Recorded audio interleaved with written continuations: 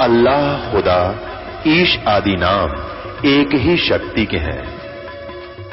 वो कैसा है, कहां है, कैसे मिलता है, किसने देखा है? ये प्रश्नवाचक चिन्ह पूर्ण रूप से हटाने के लिए अवश्य सुनिए जगत गुरु तत्वदर्शी संत रामपाल जी महाराज के अमृत वचन, सर्व पवित्र धर्मों के पवित्र शास्त्रों के आधार पर। महेंद्र सिंह जी गांव डराना से और इनकी या पुत्री, देखिए आपके समक्ष ये भक्त महेंद्र सिंह जी गांव डराना से, इनकी बेटी परमिला।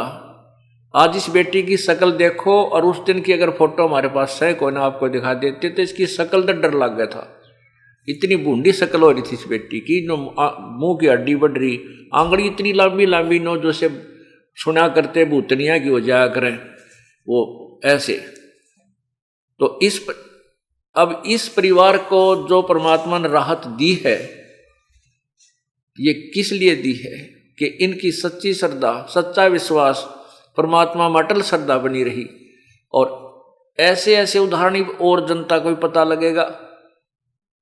अब कौन पीछे रहेगा इस लूटन ने? ये आपके सामने है। इन्होंने बताया है कि ये देखो ये MRI है, ये मैंने बेरा भी ना था, एक्सरे कहूँ था मतलब, ये MRI है सारी। अन्यों कहते 2 घंटे में हुई थी इस बेटी की, एक एक नारे नारे अंग इस दिमाग के, माइंड के यानी शरीर के, ये सारे ये MRI है। और 1.5 इंच हड्डी बढ़ गई थी। ये बुरा हाल इस परिवार का हो रहा था। आज परमात्मा ने फ्री ऑफ कॉस्ट इस बेटी को जीवन दान दे दिया। सतगुर जो चावे सो कर ही, 14 कोट दूत जम डर ही, ऊत भूत जम त्रास न्यवारे, चित्रगुप्त के कागज पाड़े। ये चित्रगुप्त के कागज पाड़ दिए परमात्मा ने। कहते संत शरण में आने से, सतगुरु शरण में आने से, आई टले बला, जय मस्तिष्क में सूली हो व काटे में टल जा। अभी छोरी की जान जानी थी, पैसा भी लगाना पड़ता, क्योंकि कोई नहीं रह सकता बिना पैसे लाए बिना। भाई लोग नूना पेटा भर दे, बाद में धोखा लग गए, अगर हम ऑपरेशन करा लेते तो शायद जान बच जाती। पैसा भी लाते और बिरान मट्टी भी होनी थी। और आज परमात्मा ने वो सुख दे दिया जो भगवान का होता है। अब जाओ बेटा।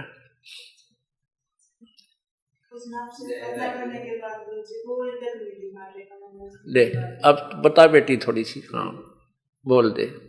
अब ये बेटी क्या कहना चाहती है? सच है बेटा, बोल दे, यही सुनेगा, आराम से बोल दे।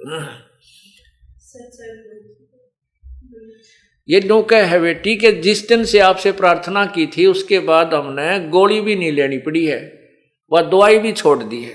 बता बेटा। सिर के दर्द की भी गोली नहीं, उस दर्द की तो लेनी थी। ओए होए होए। उस दिन के बाद ना कोई गोली ना कोई ऑपरेशन, जब बगैर उस दिन आपकी दांत ना ठीक हो, ना कोई दर्द है ना कुछ हो। और सोच भी आपके जो दांत गुरु जी सारी उतर गई, उतरना लगे। बोल सतगुरु देव की जय। इसे सुख मालिक अपने हमें दिए, मालिक इसे सिर्फ भी सुनियो मालिक। जय हो बंदी छोड़ की। अच्छा बेटा, जय हो बंदी छेड़ की, जय हो बंदी छेड़। और बेटा इनका जय बंदी छेड़, सब बंदी छोड़ कबीर साहब हैं। बंदी छोड़ भगत जी गल परमात्मा बंदी छोड़ कबीर साहब ने भाई आपकी सुनी है। उससे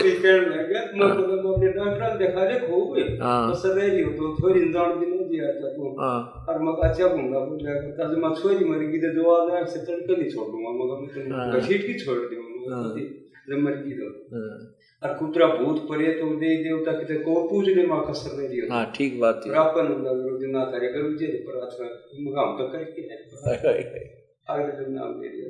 जय बंदी छोड़ की, जय बंदी छोड़ की। कबीर परमात्मा भाई अपने वही उन्हीं की शक्ति इस दास के माध्यम से वही कृपा बख्श रहे हैं। और जय बंदी। हाँ कितने एक के नरे सुख दे रखे भगवान। कुछ नहीं करता। जय बद्दी छड़, या तो बताओगे ना, जय बद्दी छड़, आगे चला तो मत करिए। जय बद्दी छोड़ की, जय बद्दी छड़। अभी आपने इस दुखी परिवार के दुख को सुना और फिर जय बद्दी छड़। और आज इनको कितना सुख है, कितना आप खुशी के आंसू आज इनके मन में, आज खुशी के आंसू रो रहे हैं। और पहले दुख में, दुख से टक्कर मार मार कर रो रहे थे, क्या होगा बेटी का, बड़ छोटे छोटे बच्चे, इनका क्या होगा। माता पिता ने नींद नहीं, घर ससुराल वाला ने नींद नहीं, और आज परमात्मा ने मेहर कर दी। बोलो बंदी छोड़ कबीर साहेब की जय।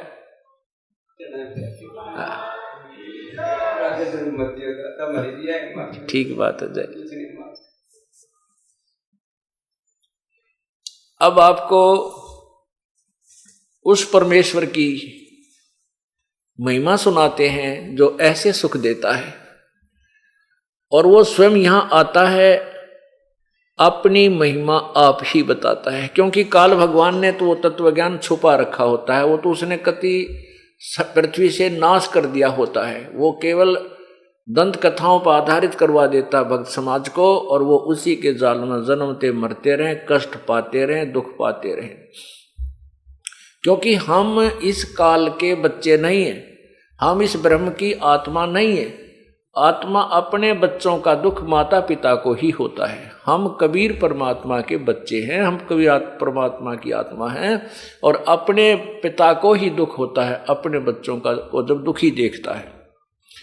तो वो परमात्मा यहाँ आता है। हमने गलती तो बहुत भयंकर कर रखी है, जैसा कि आपको सृष्टि रचना में कई बार सुनाया है। तो फिर भी कहते हैं, एक हरियाणा में कहावत है कि माँ बाप बेटा बेटी तो हो जाते हैं विमुख, लेकिन माता पिता नहीं हो सकते। बेटा बेटी तो कुपात्र बन जाते हैं, लेकिन माता पिता फिर भी उनके सुख की कामना करते ही रहते हैं, उनको फिर भी लाइन पर लाने की चेष्टा करते हैं, शायद अब भी सुख समझ जाए, अब भी सुधर जाए। इसी उद्देश्य से वो परमात्मा इस काल लोक में आता है, और काल लोक में वो कितना कष्ट उठाता है। एक तो ये आप देख रहे हो, इस दास के साथ के खेचातानी कर रखी है न नकली संतों ने, क्यों इनकी पोल खुल है। अभी न मुश्किल माच रही है, थारी रोटी गई, जयु ज्ञान तुम्हारे अज्ञान का पता लग गया तो हैं, लेकिन ये कब तक छुपावेंगे। ये तो बात बिगड़ ली इनकी, ये राजी खुशी सरेंडर कर देंगे तो बढ़िया रहेंगे, नहीं तो जनता इन्हें गली में नहीं निकलन देगी जब सच्चे ज्ञान का पता लगेगा, और उनके द्वारा दिए गए अज्ञान से वो परिचित हो जाएंगे। ये न छुपन न जगह नहीं पाओगे। ऋषि महर्षि ये शांत ये बड़े बैठे मंडलेश्वर करोड़ों लोगों को भुकाए बैठे हैं, इनको छुपने को स्थान नहीं मिलेगा। ये जुबान नहीं निकाल सकते, एक बालक के सामने भी, हमारे तत्व ज्ञान परिचित बच्चे के सामने भी इनकी जुबान बंद हो जाया करेगी। और ये पूरे विश्व में, अपने हिंदुस्तान भारत का पूरे विश्व में बोलबाला होगा, क्योंकि पहले ये यहीं शुरू होगा। इसके बाद फिर परदेशी लोग भी बहुत अच्छी तरह समझेंगे, क्योंकि हम एक ही पिता की संतान हैं। पूरे विश्व में एक बार लहर अच्छी आएगी। अगर ऐसा नहीं हुआ तो कुछ, अब देखो क्या हालत हो रही है। हम अपने जीवन में छोटे छोटे थे, उस समय जो आपस में प्यार था, बाण भाई की बेटी बाण बेटियों की इज्जत थी, शर्म लिहाज थी, कति नाश हो गया है। पैसा पैसा दिखाई देता, बेशर्मी की हद हो चुकी है। कत्लेआम होने लग गए, पैसे के लिए ना बेरा कितने डाके पड़ते हैं, मार दिए जाते हैं। 10-20 हज़ार के लिए आदमी को आदमी मार देता है। तो ये और 10-20-50 साल में तो सरेआम गलियों में निकलना मुश्किल हो जाएगा, ऐसी हालत हो जाएगी। लेकिन अब ये ज्ञान एक बार फैलेगा, फिर एक बार फिर स्थिति सेट हो जाएगी। कई हजारों वर्षों तक फिर यह नॉर्मल स्थिति रहेगी। भगवान की भक्ति करा करेंगे, भगवान से डरा करेंगे, और परमात्मा फिर हमारे भंडार भरा करेगा, ऐसे ऐसे दुख दूर कर देगा। हम गलती कर भी नहीं सकते, चाहे भूखे बैठ जावा, चाहे हम किसी से, चाहे हम कोई सुविधा हमें मिले या ना मिले, भगवान से डरा करेंगे। तो वो परमात्मा आकर के अपने तत्व ज्ञान और साथ में अपने वाली शक्ति को यहां प्रकट करता है। आपने रात्रि में सुना था एक सुपथ सुदर्शन था, जिसने पांडवों के अश्वमेघ यज्ञ में शंख को बजाया था अपनी भक्ति शक्ति तक, और तब पांडवों की यज्ञ संपूर्ण हुई थी, जो ना श्री कृष्ण जी के अनाहार करने से, भोजन खाने से हुई थी, और न 88,000 ऋषियों के, न 33 करोड़ देवताओं के, न 9,84 सिद्धों के भोजन खाने से, 12 करोड़ ऋषियों ब्राह्मणों के भोजन खाने से भी यज्ञ पूर्ण नहीं हुई थी। तो उस सुपथ सुदर्शन ने तो कबीर परमात्मा करुणा में नाम से आए थे, द्वापर युग में उपदेश ले लिया था। लेकिन सुदर्शन जी के माता पिता नहीं मानते थे, वो आखिरी श्वास तक भी नहीं माने थे, मृत्यु को प्राप्त हो गए थे। जब सुदर्शन जी को परमेश्वर ने कहा कि सुदर्शन बेटा, अब तुझे सतलोक भेज रहा हूं, तेरे मन में कोई किसी प्रकार की कोई कामना हो, कोई मनोकामना यहाँ की हो, मुझे बता। तो सुदर्शन जी ने कहा, प्रभु आपने ऐसा ज्ञान दे दिया है कि यहाँ की किसी चीज की इच्छा दास को नहीं रही, और जब आप आज्ञा दोगे तभी आपका दास आपके साथ साथ चलने को तैयार है। परंतु मेरे मन में एक चिंता खाई जा रही है। प्रभु ने पूछा कि वो क्या है भाई? सुदर्शन जी ने बताया कि मेरे माता पिता बहुत ही अच्छी आत्मा थी, परमात्मा की भक्ति भी करते थे, वो भगवान विष्णु के उपासक थे, और मैंने बहुत समझाया उनको, आपने भी कहा, लेकिन वो नहीं माने। हे परमात्मा, मेरी आपसे यही प्रार्थना है कि किसी जन्म में उनको मनुष्य शरीर मिले, अपनी आत्माओं को शरण में लेना और मोक्ष देना परमात्मा।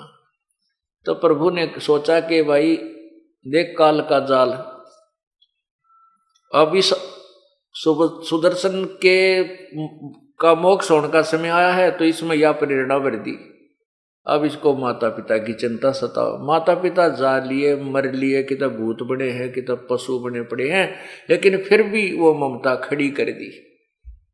इच्छा दासी संत, इच्छा दासी काले की, या खड़ी रहे दरबार। कहते हैं कि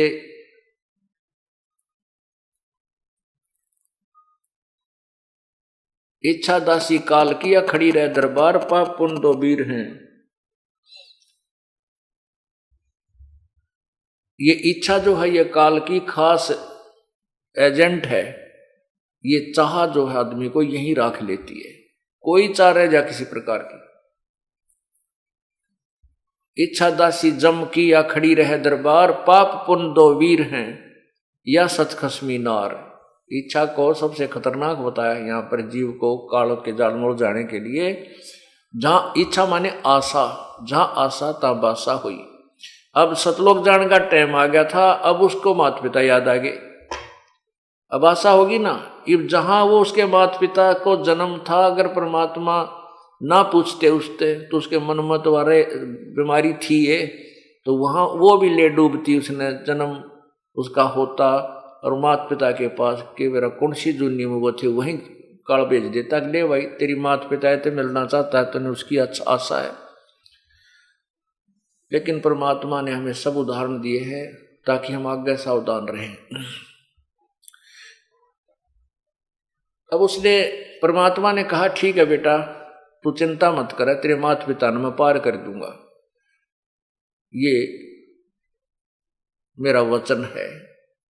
देखो, एक जीव को काल से छुटवाने के लिए परमात्मा ने वचन बंधोना पड़ा कि कदे इसने भी काल डंडी ना मार जा। तो पुण्यात्माओं, आप घबराना नहीं, कहते हम ना पावा हमारे साथ ऐसा करते नहीं। ये तो पहले एग्जाम्पल दिए हैं परमात्मा ने, फाउल पॉइंट बताए हैं कि तुम ऐसे मार खाओगे। इस बातों का पता लग गया जब मार खाओ कौन ही न, बिना बेरे मार खा जाते हम। तो उस समय जब आप यहाँ से चलने लगोगे, ये ज्ञान आपके आगे घूमने लग जाएगा, आपकी आंखों के सामने कि अब नहीं किसी ने याद करते पीछा छूटन दे, जो होगा परमात्मा के चरणों में चलेंगे। और अगर ऐसे हम आशा रखेंगे तो फिर फाउल हो जाएंगे। तो इस अब तो पार होना ही होना, ये तो समय आ गया है। परमात्मा ने बहुत पहले बता दिया था कि उस समय में सभी अंशों को पार करूंगा और फाउल होने नहीं दूंगा, होंगे तो उनको संभालूंगा, ये ज्ञान से, भक्ति से, समाधान से, तो आपको पार करके छोड़ देगा। लेकिन उसके लिए आपने क्या करना पड़ेगा? द्वार धनी के पड़ा रहे, धक्के धनी के खाए, 100 काल झकझोल ही पर द्वार छोड़ ना जाए। इतना जरूर करना पड़ेगा। शरण पड़े को गुरु संभाल, जान का बालक भोला रे, कह कबीर तुम चरण चित रखो, जो सोई में डोरा रे। बस इतना काम आपका पड़े रहना, सतगुरु के चरणों में पार करेगा। लेकिन बुराइयां छोड़नी पड़ेंगी। कोई भी बुराई आपने नहीं करनी है। बीड़ी, शराब, मांस, तम्बाकू, ठगी, चोरी, जारी और रिश्वतखोरी, मिलावट, ये तो बुराई तो दूर होना ही पड़ेगा, अन्यथा फिर तो मार खाए हुए हैं हम। तब वो सुदर्शन जी के जो माता पिता थे, वही बनारस काशी में दोनों का जन्म हुआ। पिता वाली आत्मा का गौरी शंकर नाम का ब्राह्मण नाम से जन्म था और माता का सरस्वती नाम से, दोनों का विवाह हुआ। जो गौरी शंकर जो थे वो भगवान शिव के उपासक थे और ऐसे नेक ब्राह्मण थे। वो शिव पुराण की कथा सुनाया करते थे। जो भी श्रोता आते उनको जो धन प्राप्त होता था उसको अपना खाने योग्य रख लेते थे, बाकी का भंडारे में लगाते, दान पुण्य करते रहते थे। उनको संतान नहीं थी कोई भी। वो अन्य ब्राह्मणों की तुलना में जनता के हृदय में घने समाये हुए थे, सभी उनकी प्रशंसा किया करते थे। दूसरे ब्राह्मण लोग तो ठगी करते थे, पैसे में 500 रुपये लेंगे कथा करने के, कोई 250 रुपये लेंगे कथा करने के। इस तरह वो ऐसे करते थे, वो फ्री करते थे। केवल अपना जो पूजा स्वेच्छा से को 2, 4, 10 रुपये दे भी देता तो उसको अपने गुजारे लाग रख कर बाकी बेच भंडारे में लगा दिया करते थे। इस बात से अन्य जो ब्राह्मण थे, जो कथावाचक, वो दुखी थे, उनसे ईर्ष्या करते थे। इस बात का ज्ञान उस वहां के मुसलमानों को पता लग गया कि इस ब्राह्मण से ये अन्य ब्राह्मण जो है ना ईर्ष्या करते हैं, इनके साथ नहीं है। तो मुसलमानों ने गौरी शंकर और सरस्वती को मुसलमान बना दिया। उनके घर में अपना पानी छिड़क दिया, छींटे मार दिए, झूठा पानी पिया दिया।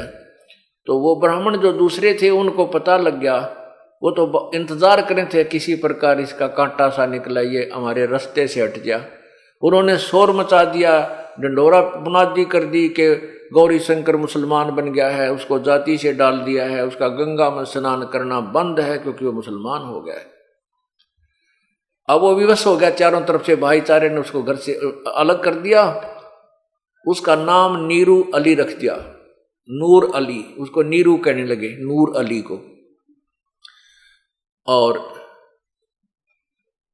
नीमा, वो जो सरस्वती थी, उसका नाम नियामत अर्थात नीमा कही जाने लगी, उसका नाम नीमा रख दिया। वो गंगा में स्नान करने नहीं जाते थे। स्नान करने के लिए एक लहर तारा तालाब के अंदर जाया करते थे बनारस में। लहर तारा तालाब में गंगा का ही पानी लहरों के द्वारा किनारों के ऊपर से उछल के रिस विस के उस बहुत बड़े सरोवर को भरकर रखता था और उस तालाब में सुंदर कमल के फूल खिले हुए थे। वो नीरू नीमा के निवास से लगभग 3 किलोमीटर दूर था। एक उसमें जंगल सा होता था। वहीं पर एक बहुत से ऋषि जन भी उसमें स्नान करने जाते थे। उनमें से एक अष्टानंद नामक एक ऋषि भी उसी लहर तारा तालाब पर स्नान करने जाया करता था और वहां एकांत स्थान पर बैठकर अपने पूज्य गुरुदेव रामानंद जी द्वारा बताई गई साधना को किया करता था। जिस दिन परमेश्वर ये ज्येष्ठ सुदी पूर्णमासी सुबह ब्रह्म मुहूर्त यानी सूर्य उदय होने से 1.5 घंटा पहले ब्रह्म मुहूर्त में अपने सतलोक से चलकर आए, उस समय परमात्मा के शरीर का इतना तेज था, बहुत ज्यादा तेजों में शरीर परमात्मा सतलोक से आए थे।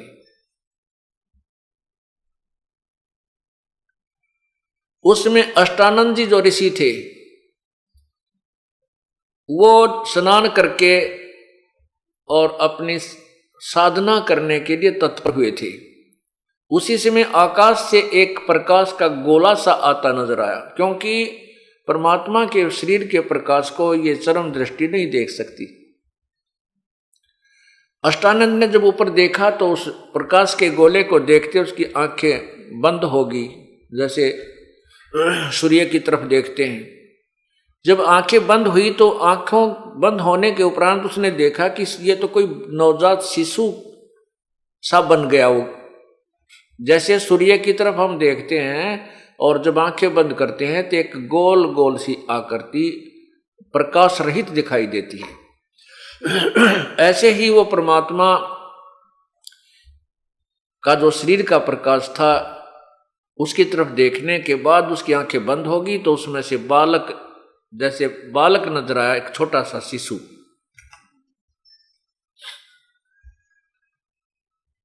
उसने दूसरी बार जब आंख खोली तो उस समय वो प्रकाश का गोला लहर तारा तालाब के एक कोने में आकर सिमट गया था। वहां कमल के फूल पर वो परमात्मा, क्योंकि बालक रूप में ही धारण करके वहां से चले थे, उनका बहुत तेजोमय शरीर था, वहां आकर परमात्मा ने अपने तेज को समेट लिया और केवल वो बच्चा ही नजर आने लगा। अष्टानंद जी ने सोचा, क्योंकि संत जन बता ऋषि जी जो जिनके अधूरे ज्ञान है वो कहते हैं कि परमात्मा का प्रकाश दिखाई देता है, परमात्मा दिखाई नहीं देता। तो उसने सोचा कि आज हो सकता मैंने भगवान का प्रकाश देख लिया हो, गुरुजी से पूछता हूं।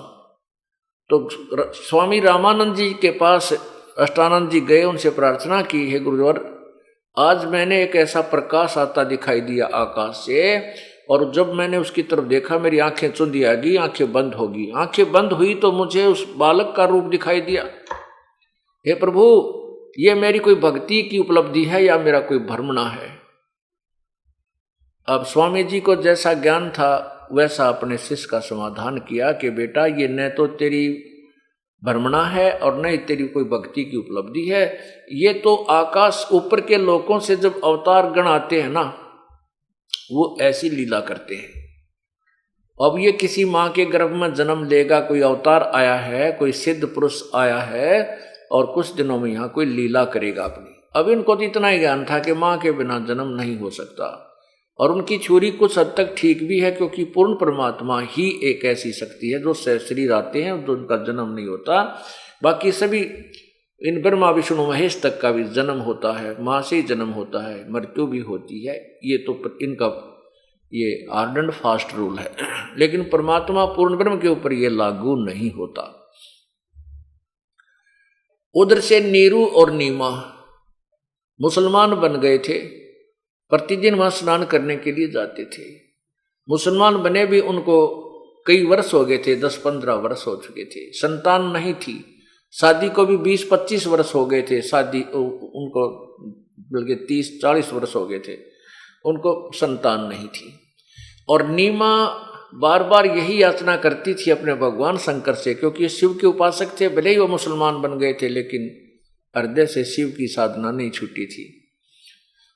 तो उन्होंने ये याचना करती रहती थी। उस दिन भी वो रास्ते में रोती हुई और यही अर्ज कर रही थी कि हे भगवान शिव जी, हमें भी एक खिलौना दे दो, क्या आपके दरबार में बच्चों की कमी है? आप तो जो चाहो सो कर सकते हो। यूं कह करके फूट फूट कर रोने लगी। जब वो स्नान करने के लिए लहर तालाब तारा तालाब पर आ रही थी। नीरू ने कहा कि नीमा, हमारे भाग्य में संतान है नहीं, यदि होती तो प्रभु हमें अवश्य प्रदान कर देते,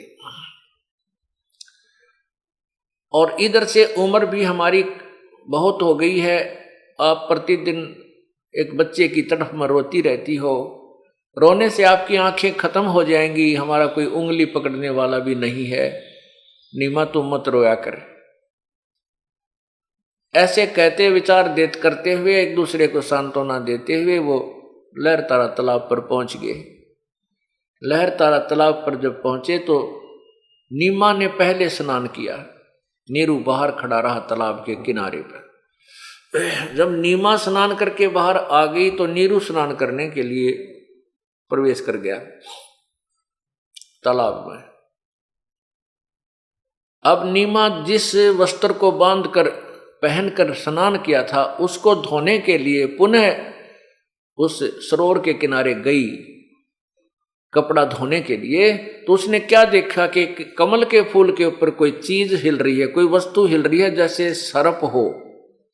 परमात्मा क्या कर रहे थे कि एक नवजात शिशु के रूप में थे, बालक के रूप में, और एक पैर के अंगूठे को मुंह में चूस रहे थे, एक पैर के अंगूठे को, एक पैर को हिला रहे थे ऐसे। तो पहले तो नीमा ने सोचा कि कोई सर्प ना हो और मेरे पति को डस ले। फिर जब ध्यान से देखा तो देखा उसमें तो बच्चा है, नवजात शिशु है। अपने पति को आवाज लगाई कि देखियो जी, देखियो जी, बच्चा जल में डूबेगा, बच्चा कमल के फूल पर ये पानी में डूबेगा, इसको उठाकर लाना, कृपा कीजिए। अब नीरू स्नान कर रहा था, ऐसे डुबकी लगा रहा था और कहने लगा, नीमा तू पागल होली कती, कितनी बार तुझे मना किया कि छोड़ दे इस बैम को, हमारे भाग्य में संतान नहीं है, भगवान कहाँ से देगा। अब तुझे पानी में भी बच्चे नजर आने लगे तो मेंटल होएगी। अब नीमा कहती है, फिर जोर से कसक से कहा कि मैं सच्ची कह रही हूं, देखो तो एक बार, देखो इधर। अब जिधर वो हाथ कर रही थी, संकेत कर रही थी, अब नीरू ने भी विवश होकर देखा तो सामने थोड़ी सी दूरी पर वो बालक कमल के फूल पर विराजमान था।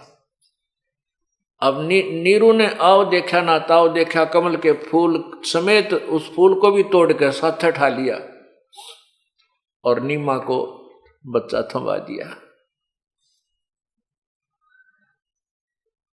अब नीमा ने ओए होए जैसे निर्धन को धन पा जा और सर्प को मिल जा मणि, ऐसे उस माई ने पहले तो एक बच्चे का भाव कितना था, फिर एक सुंदर बालक, रो भी परमात्मा, ओए होए, जिसको ऋषि मुनि ढूंढ ढूंढ कर चले गए हैं, उनको नहीं प्राप्त हुए, और वो भगवान कितने दयालु हैं, अपनी पुण्यात्मा के पास स्वयं चलकर आ गए।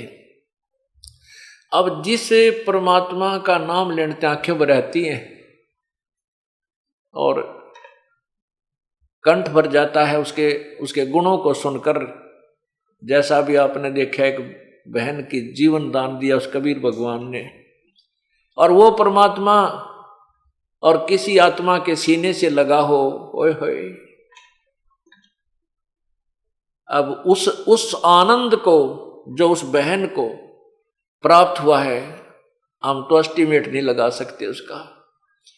जिस परमात्मा के नामते शांति हो, आत्मा गद गद हो, प्रेम में आंखें आंसू आ जाती हैं, और वो परमात्मा, वो पूर्ण ब्रह्म एक माई के सीने से लगा हुआ बेटे के रूप में।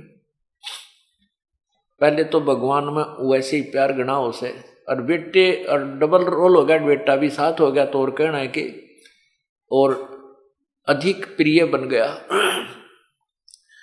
अब वो नीमा इतनी खुशी मना रही थी उस बच्चे का, कदे मुंह चूमे, कदे सीने से लावे, फिर उसकी तरफ बार बार देखे, उसे अर्थात उसे खूब लाड कर रही है जैसे माँ करती है अपने बेटे के। इतने में नीरू स्नान करके बाहर आया तो उसने विचार किया कि इस लड़के को यदि हम घर ले जाएंगे तो नगर के लोग हमारे पीछे पड़ जाएंगे और कहेंगे तुम किसी का चुरा के लाए हो, तुम्हारे तो कोई संतान थी नहीं, तुम कहाँ से लाए हो, बताओ हमें। हम कहेंगे कमल के फूल पर पाया मिला है तो कति झूठे बताओगे कि देखो झूठो, कमल के फूल पर बच्चा कभी स्थिर रह ही नहीं सकता। पहले तो हमें हिंदू से मुसलमान बना डाला, अब हो सकता हमें ये नगर निकाला दे दें, ये नगरी से ना निकाल दें और बच्चे को भी छीन लेंगे। इस दृष्टिकोण से उसने अपनी पत्नी नीमा को समझाया कि नीमा इस बच्चे को यहीं रख दे, हम नहीं लेकर चलेंगे। नीमा कहने लगी इस बच्चे के बिना मैं जीवित नहीं रह सकती, ना जाने इसने मेरे ऊपर क्या जादू कर दिया, मेरी जान जा सकती है, ये बच्चा मेरे से कोई ले नहीं सकता, मैं इसको छोड़ नहीं सकती। अब नीरू ने उसको समझाया कि देखो ऐसे ऐसे बात बनेगी, ना तो बच्चा रहेगा और हमें देश निकाला भी मिल जाएगा। लेकिन नीमा नहीं मानी, कहने लगी मैं इस बच्चे के साथ भीख मांग के खा लूंगी पर बालक न छोड़ू नहीं, या नहीं छोड़ सकती। फिर माई में बहन में एक दया गणी होती है, और नवजात बालक तो चाहे किससे का भी देख ले उससे को प्यार देती है। और फिर वो तो एक परमात्मा आए थे, तो नीरू की बात की जब अवहेलना कर दी नीमा ने, पहली बार जिंदगी में अपनी पत्नी की तरफ उसने हाथ उठाया था, थप्पड़ उठा कर कहने लगा कि नीमा तू घनी अनाड़ी हो गई है, जिद्दी हो गई है, मैंने आज तक तेरी किसी बात को नहीं मना किया था, क्योंकि इसलिए कि आपके संतान नहीं है और मैंने तुझे हर तरह से खुश रखने की चेष्टा की, तेरी प्रत्येक जिद को मैंने सहन किया, इस कारण से तू जिद्दी बन गई है, आज आगा पीछा कुछ नहीं देख रही है, रख दे इस बच्चे को, ये नहीं तेरा थप्पड़ मारूंगा। अब जो ही उसने ऐसा हाथ किया आगे को चला तो परमात्मा नवजात शिशु रूप में कबीर परमेश्वर बोले कि नीरू ए नूर अली तू मुझे अपने घर ले चल, तेरे पर कोई आपत्ति नहीं आवेगी। इतना कहते ही वो घबरा गया कि छोटा सा बालक बोल पड़ा, कहीं ये फरिश्ता ना हो, कोई सिद्ध पुरुष ना हो, तुझे कोई श्राप ना दे दे। नू डर गया और चुप करके अपनी पत्नी के साथ साथ हो दिया। घर पे ले आए। अब घर पे लड़का आते ही नगर उस कॉलोनी में रोड़ा पड़ गया। पूरी काशी में जो है ना सारे देखने चल पड़े, इतना सुंदर बालक कति जमा, इतना सुंदर बालक देखा है को नहीं, इतनी रौनक है उसके चेहरे पे, तो जो भी देखा वो ठगा सा रह जावे। इतना सुंदर बालक, कोई कह ब्रह्मा है, कोई कह विष्णु है, कोई कह शिव जी का अवतार है, कोई कहे ये देवता आया है, कोई कहे इंद्र ही प्रकट हो गया है, इनका इंद्र ही आया है, और ऊपर देवता कहते हैं हम तो है नहीं भाई, वो किसी और ही लोक से आया है। अब कुछ दिन के बाद काजी आगे नाम धरने के लिए,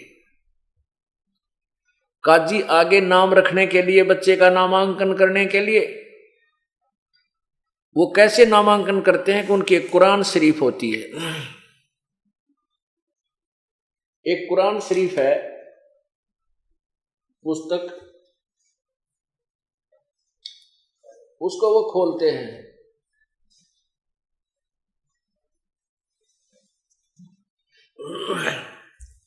ये है पवित्र कुरान शरीफ। इसको ऐसे खोलते हैं जैसे नाम रखने के लिए कहीं से खोल देते हैं। जो भी अक्षर पहला होता है उसी के नाम पे वो बच्चे का नाम रखते हैं उस अक्षर के हिसाब से। तो उन्होंने खोला तो वो सूरत फुरकानी नंबर 25 में कबीर शब्द लिखा था। वो कबीरन शब्द लिखा था, अर्थात उसका कबीर नाम रखना था। तो काजियों ने क्या सलाह की आपस में देख करके कि भाई यो जुल्हे का लड़का, छोटी जाति का, और कबीर नाम, वो कबीर का अर्थ बड़ा कहते हैं, बड़ा यानी सबसे बड़ा।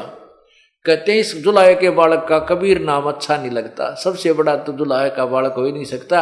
इसलिए उन्होंने दोबारा कुरान शरीफ को दोबारा बंद किया, फिर खोला उस पृष्ठ पे पूरे पर ही कबीर कबीर कबीर लिखा था, दोनों पृष्ठों पे ऐसे खुलते ही।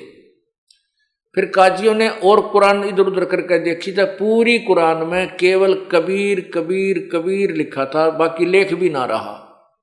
जिस पुस्तक को वो लेकर आए थे, तब परमात्मा बोले काजियों मेरा नाम कबीर ही रहेगा, इस कलयुग में मेरा नाम कबीर चलेगा। अब कुरान तो कबीर, वो मुसलमान तो कुरान को वहीं, क्योंकि उसमें वो लेख नहीं रहे, उसको वहीं छोड़कर चले गए। परमात्मा का नाम कबीर रखा गया और प्रसिद्ध हुआ। उसके बाद क्या आते, सुन्नत करने आते हैं। सुन्नत करते हैं मुसलमान लोग। क्या करते हैं, बालक की इंद्री की खाल काटते हैं, आगे थे कुछ दिन पाछे, तो वो नाई को बुलाते हैं और रिश्तेदार भी इकट्ठे कर देते, पूरा ब्याह कैसा काम कराया करें सुन्नत करने में केस में। तो जब नाई उस लड़के की इंद्री की, पेशाब इंद्री की खाल काटने के लिए चला, तो परमात्मा ने 5 इंद्री बना ली। अगवाई नाई के एक की काटिए, बाकी अनवत छड़िए, क्यों तुम एक ही काटते हो।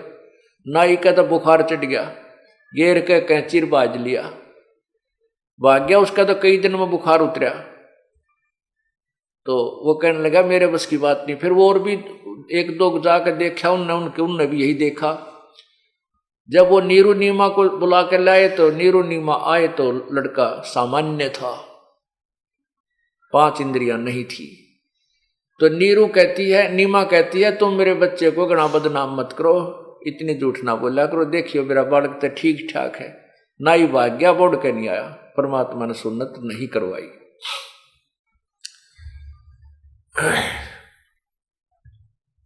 पुण्यात्माओं, इस प्रकार परमात्मा ने अपनी लीला की। फिर जब 5 वर्ष के हो गए, तो रामानंद ऋषि के साथ उन्होंने गोष्ठी की, उनका भ्रम तोड़ा।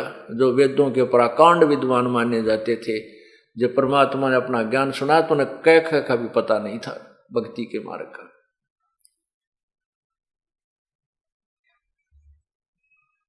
ये पूर्ण परमात्मा कबीर बंदी छोड़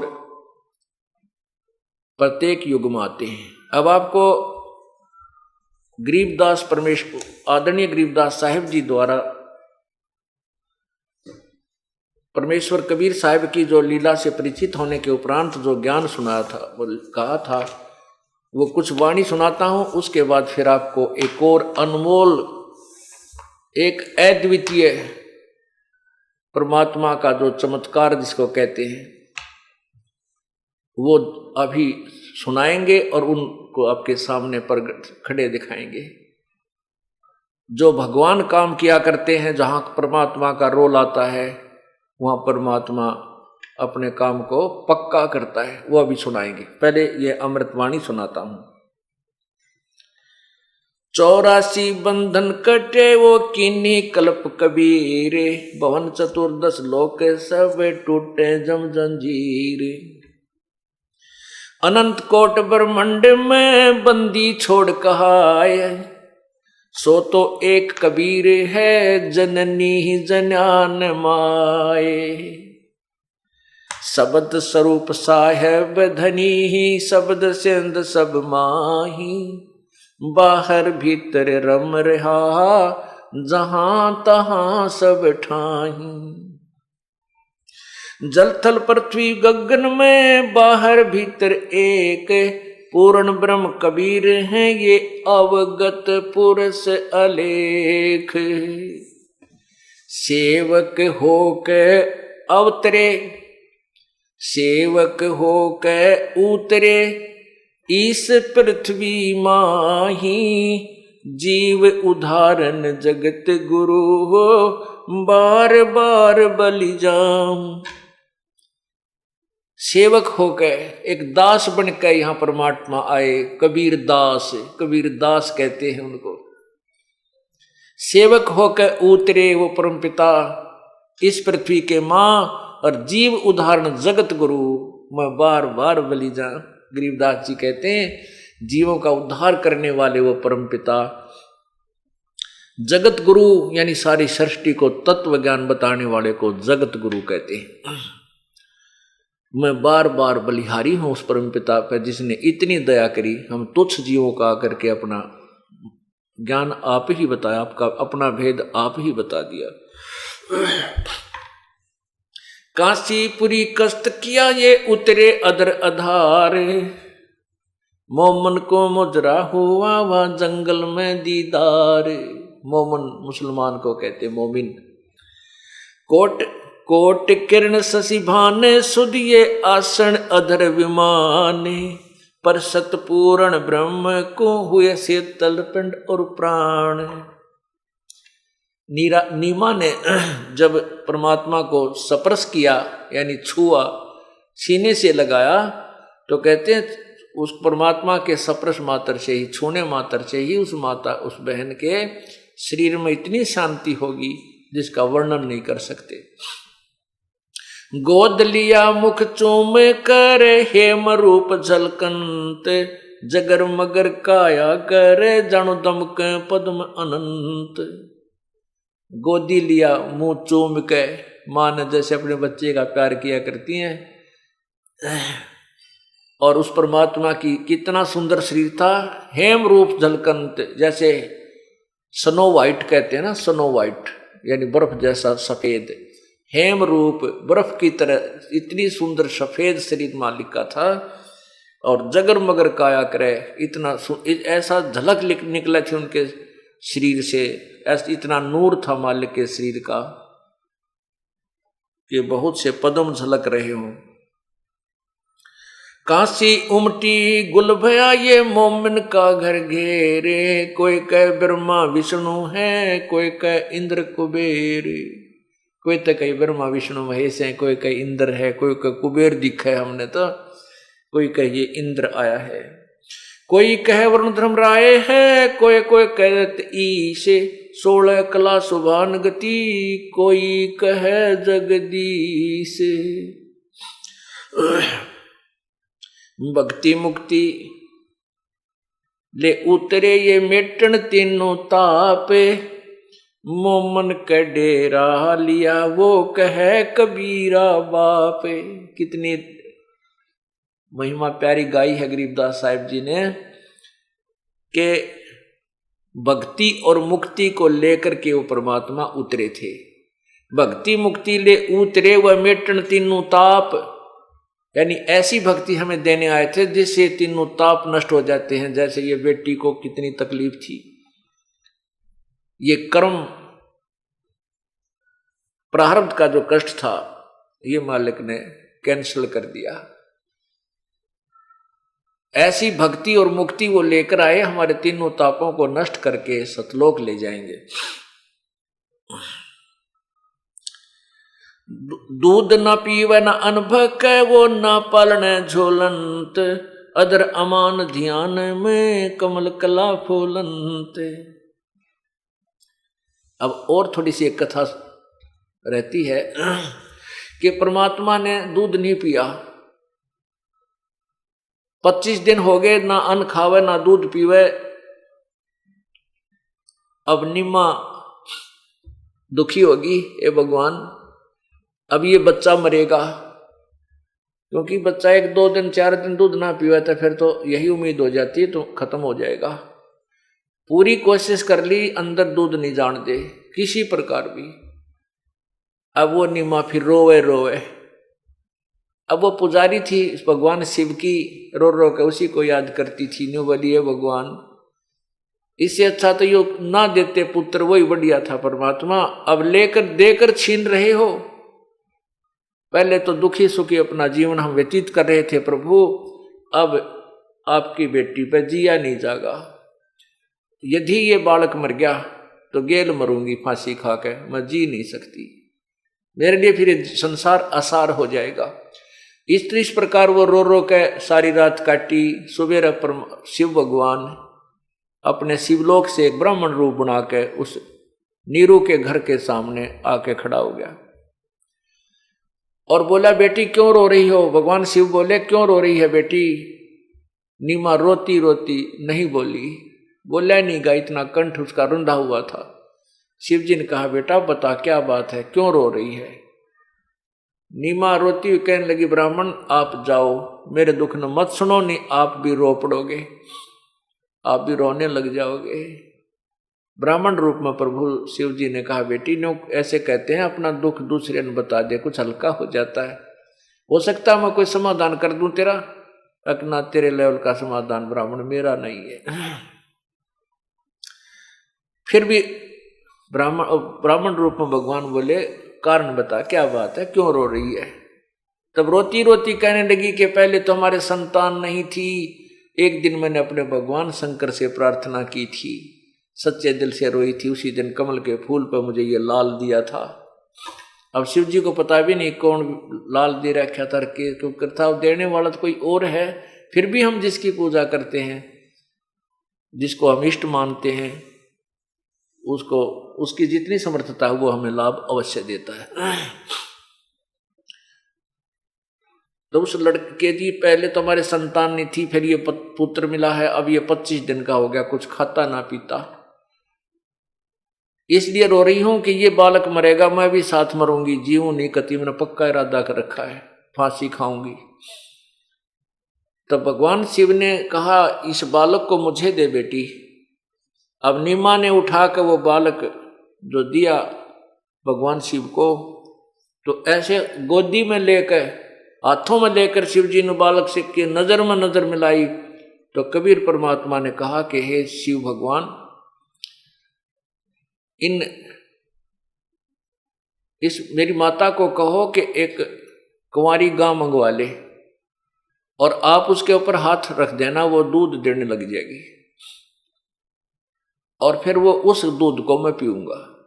ऐसे 7 बार वार्तालाप भगवान शिव की और नवजात शिशु रूप में पूर्ण परमात्मा की हुई। तब भगवान शिव ने कहा कि नीरू तेरा पति कहाँ है बेटी। तब उसने आवाज लगाई कि वो, तभी नीरू आ गया।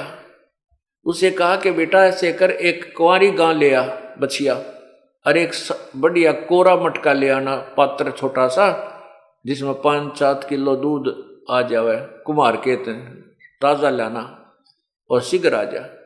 वो तो शीघ्र ही जा करके एक गाय ले आया, कुंवारी बछिया जो दूध छोड़ रही हो और नए दूध ना हुई हो, यानी बिल्कुल।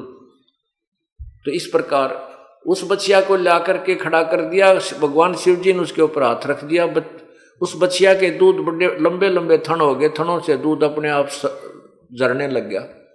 वो जो पात्र ले आए थे, मटका छोटा सा घड़ा, उसको थनों के नीचे रख दिया, वो भर गया। जब अपने आप दूध बंद हो गया, प्रतिदिन वह गाय दूध देने लाएगी, और उस कुंवारी गाय के दूध को परमात्मा ने पिया। तब नीमा के शांति हुई, परमात्मा बड़े होने लगे। अब यही प्रमाण ऋग्वेद मंडल नंबर 9 सूक्त नंबर 1 के मंत्र नंबर 9 में है। उसमें क्या लिखा है कि वो शिशु रूप में प्रकट परमात्मा को जब वो प्रकट होता है पूर्ण ब्रह्म, तो उसकी परवरिश कुंवारी गायों के द्वारा होती है। एक पहचान बताई इस परम पिता की, ये देखिएगा।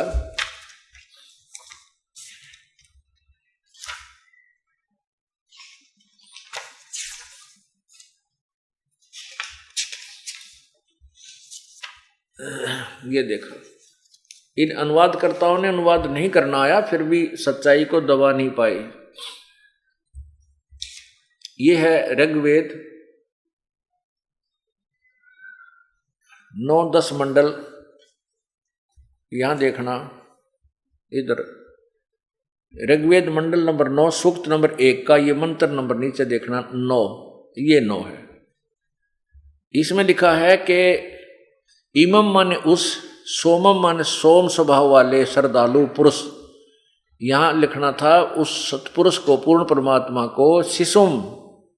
शिशुम माने कुमार अवस्था में, यानी बालकपन में ही, अभी सब प्रकार से अधन्या माने अहिंसनीय लिखा है, अधन्य माने बिना दनाई, हमारे इस हरियाणा में और खासकर रोहतक जिले में बिना धनाई गऊ ने, बिना धनाई यानी जो कभी नए दूध ना हुई हो उसको अधन्या कहा करें।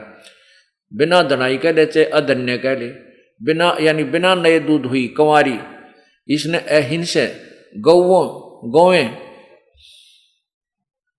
तृप्त करती हैं यानी पालन करती हैं उस बच्चे का ऐश्वर्य की वृद्धि के लिए, अथवा उक्त श्रद्धालु पुरुष को यहाँ भगवान लिखना चाहिए था, ऐसनीय वाणियां, अब वाणियां लिख दिया, ऐश्वर्य की प्राप्ति के लिए संस्कृत करती हैं।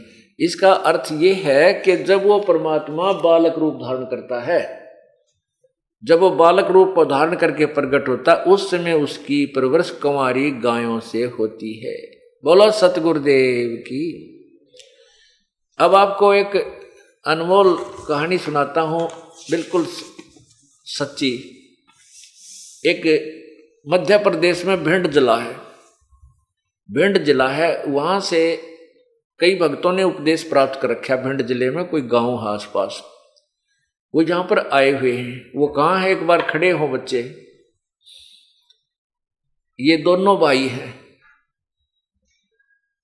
इनकी कथा सुनाता हूं, तुम आगे आ जाओ बेटा, यहां आ जाओ मेरे पास एक बार, पढ़ के मैं सुनाता हूं। सामने ये खड़े, इनके पिताजी भी आए हुए हैं, क्या यहां पर? उनको भी बुला लो आगे को।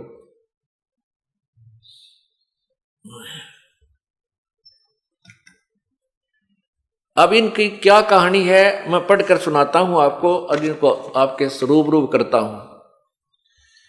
मैं दास गजेंद्र सिंह, ये अपनी कथा लिखकर दी इन्होंने कि मैं दास गजेंद्र सिंह, मेरा बड़ा भाई नाम शिवभान सिंह उर्फ चट्टान सिंह उर्फ चट्टान सिंह, पुत्र श्री जयपाल सिंह, ग्राम है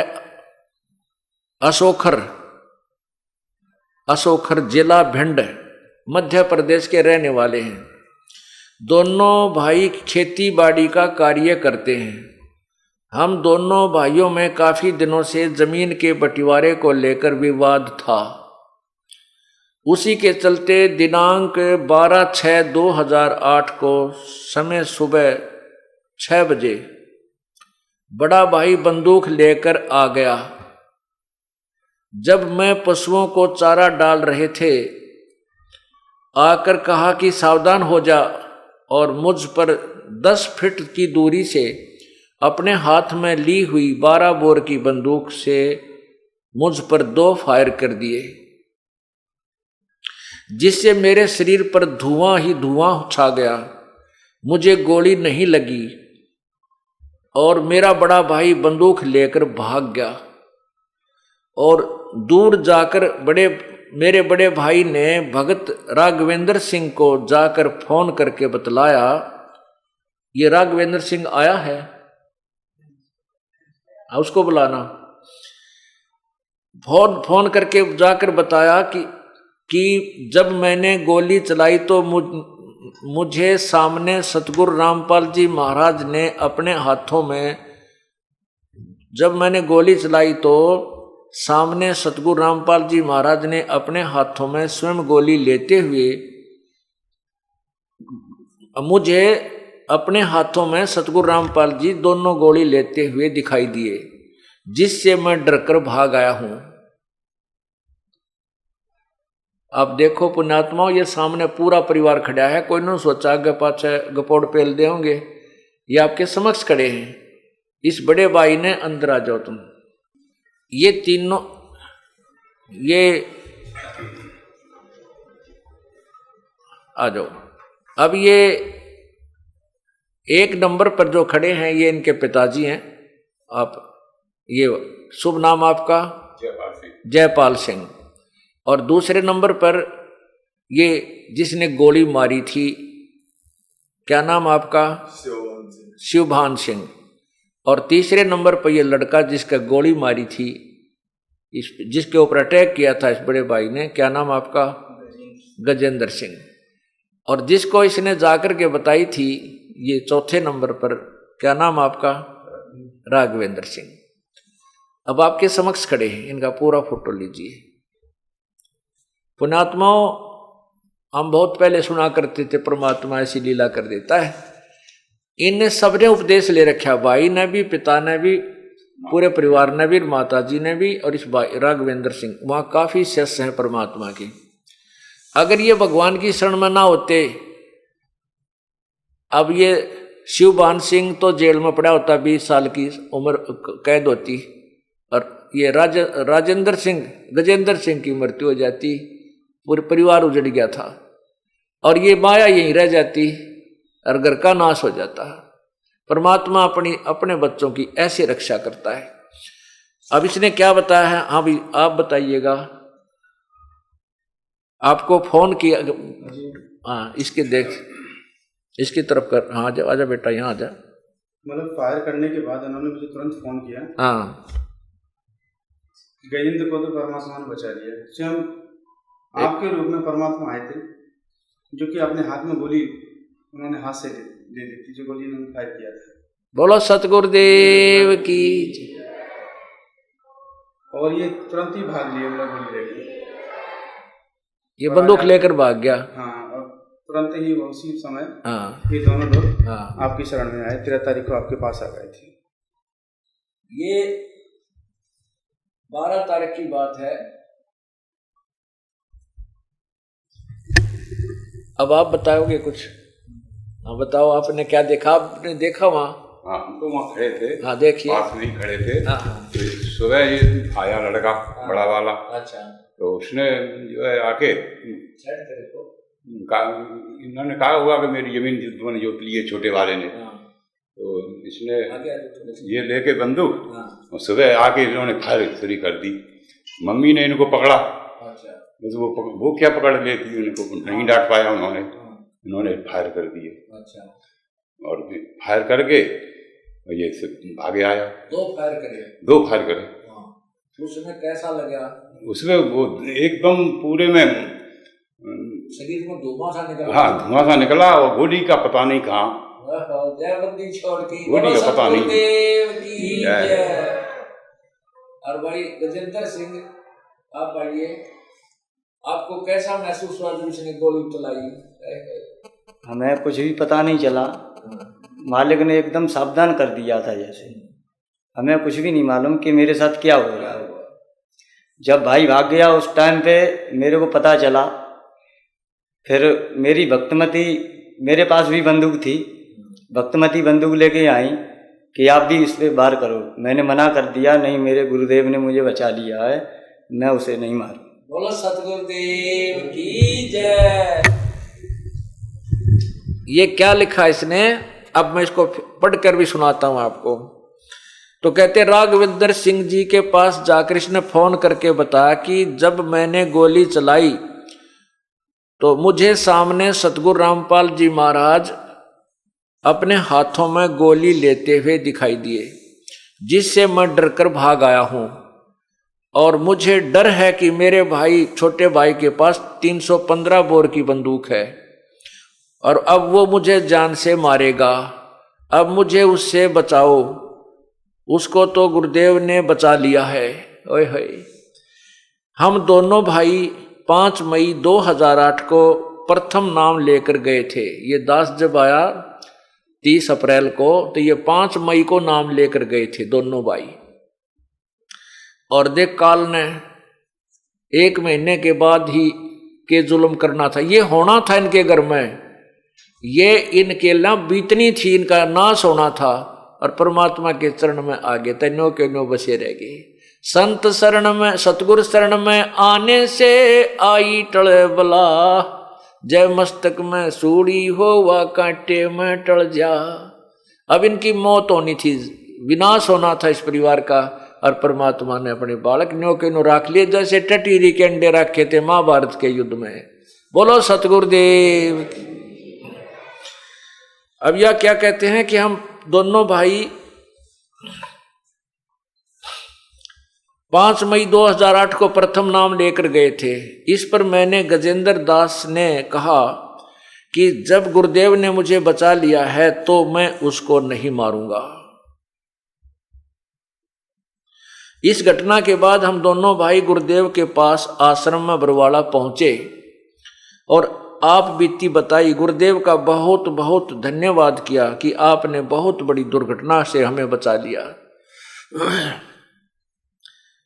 आपके सदा आभारी एवं ऋणी रहेंगे। आपकी आज्ञा में रहकर भक्ति करेंगे। मैं आसपास कभी हम आपस में कभी झगड़ा नहीं करेंगे। बोलो सतगुरुदेव की। अब देखो इन्होंने, मैंने कहा बेटा एक थोड़ी सी जमीन का झगड़ा तुम्हारा, तुम मर जाते, तेरी यूं मर जाता, तेरी कैद हो जाती, जमीन का क्या करते तुम, दे दे अपने भाई को वापस। इसने उसी समय कह दिया गुरुदेव आज से दे दी, मैं इस जमीन को नहीं रखूंगा। बोलो सतगुरुदेव की। और भाई नो कहते हैं जो गुरु बचन पर डट गए कट गए फन 84 के, भाई जो गुरु बचन पर डट गए कट गए फन 84 के। बोलो सतगुरुदेव की जय। सत साहिब। वाह भाई वाह।